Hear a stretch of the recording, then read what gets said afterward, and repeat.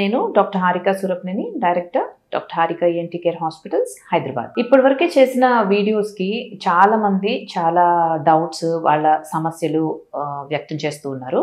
So ఈ రోజు మనం వాటిని అడ్రస్ చేద్దాం. మేడం, ఇయర్ డ్రమ్ కి హోల్ పడింది, ఇయర్ కట్ చేయకుండా ఆపరేషన్ చేసే ఛాన్స్ ఉందా? చెప్పండి madam. So ear drum hole surgery tympanoplasty అనే సర్జరీ చేస్తూ ఉంటాము.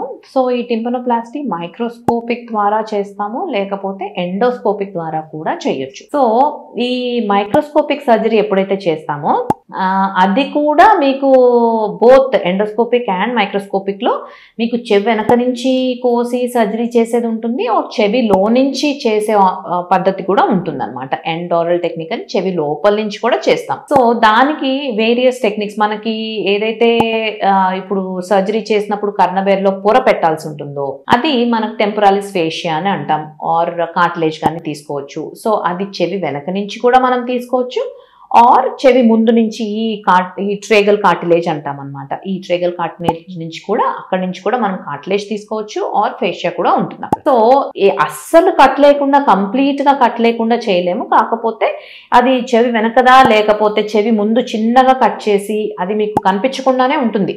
ఎప్పుడైతే మనం ట్రేగల్ కార్టిలేజ్ హార్వెస్ట్ చేస్తామో చాలా చిన్నగా ఇన్సిషన్ అనేది not even maybe 1 centimetre incision కూడా ఉండదు అనమాట. సో అక్కడి నుంచి మనం కార్టిలేజ్ హార్వెస్ట్ చేసి, పెరికాండ్రియం హార్వెస్ట్ చేసి తీసుకుని దాన్ని ఎండోరల్ అంటే చెవి లోపల నుంచే మనం దాన్ని కర్ణబేర్ లోపల దానికి సపోర్ట్ కింద పెట్టేయచ్చు. సో బట్ ఈ సర్జరీ చెవి లోపల నుంచి చేసే సర్జరీస్ కి చెవి ఏదైతే ఉంటుందో, మన కెనాల్ ఏదైతే ఉంటుందో, బయట చెవి నుంచి లోపలికి వెళ్ళే ద్వారం ఏదైతే ఉంటుందో అది కొంచెం వెడల్పుగా ఉన్న వాళ్ళల్లో ఇలాంటి సర్జరీ ఈజీగా అవుతుంది, పాసిబుల్ అవుతుంది, ఈజీగా అవుతుంది.